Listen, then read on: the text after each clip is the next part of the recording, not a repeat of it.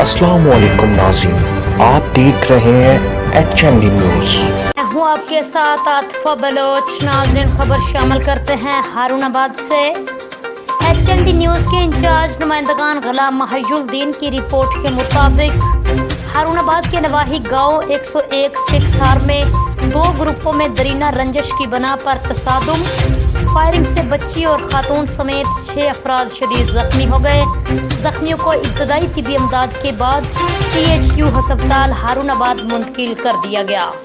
تفصیلات کے مطابق ہارون آباد کی علاقہ فقیر والی کے نواحی گاؤں 101 سکھ تھار میں درینہ رنجش کی بنا پر 2 گروپوں میں تصادم کے نتیجے میں فائرنگ سے بچی اور خاتون سمیت 6 افراد زخمی ہو گئے، جنہیں ہسپتال منتقل کر دیا گیا۔ زخمیوں میں عمران، نعیم، زہیب، سلطان، 12 سالہ اریبہ اور 60 سالہ بیوہ ممتاز شامل ہیں۔ دوسری جانب تھانہ فقیر والی پولیس کا کہنا ہے کہ واقعے کی مکمل تحقیق کے بعد مقدمہ درج کیا جائے گا اور قانونی تقاضے پورے کرتے ہوئے میرٹ پر تفتیش ہوگی۔ اب تک کے لیے اتنا ہی۔ مزید خبروں کے لیے آپ دیکھتے رہیے HND نیوز۔